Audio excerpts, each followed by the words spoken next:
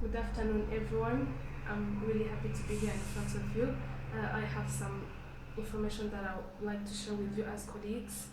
We are going to have a partnership with a company called an organization called Society for New Americans, which has as a main responsibility to assist new immigrants. So, with this organization, we need to understand how it works, and basically what they do, they host many people from different nations with different beliefs and cultures, and we need to understand the cultural competency so that we can be able to handle a number of people that we will be serving. So working with Society for New Americans will request the highest ability to understand the culture. That is the reason why I have prepared a short handout to share with you, so that we can make sure that we understand the basic concepts about culture, and we can know how best to serve that society. To start, culture can be defined as a set of shared beliefs, values, and practices in a given society.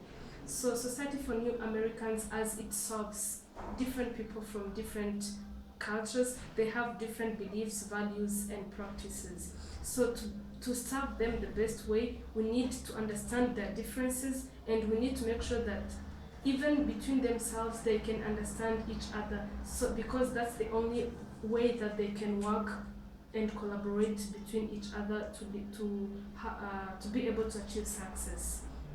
A belief is what a society trusts to be true. What I trust to be true might be different from what someone else from a different society trusts to be true. So that is the reason why we need to have some norms that will help those people from different society to be able to stay together and work and collaborate together, and make sure that they are achieving what they are looking for. If we are providing education and we are going to work with to have this new partnership with SNA, it is important to have those norms that will help us to make sure that our work is going well, and also the people that we are serving are really happy for the service that we are providing to them. So that's the reason why I believe this handout will help us to understand about culture and cultural competency, and it will also help the people that we are going to serve as spokes of hope worldwide, to make sure that we are all achieving the success that we are targeting.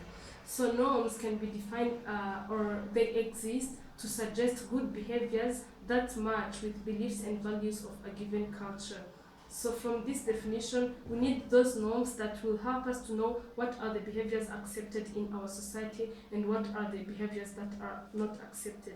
Having those norms also will help us to set what I can call like rules, to make sure that if this is not happening, what is going to be the next step. So it's really important to have norms. What is the reason why I'm talking about cultural competency?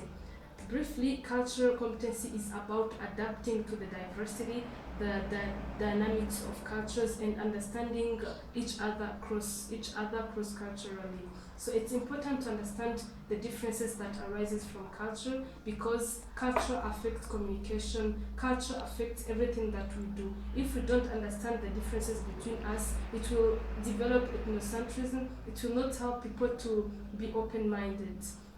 Saying ethnocentrism, everyone can ask him or herself, what is it? Ethnocentrism means when someone thinks that their culture is the best compared to all other cultures, whereas cultural relativism means when someone is judging a certain culture in its own standards, not compared to other cultures. So we need to make sure that we are developing cultural relativism instead of developing ethnocentrism.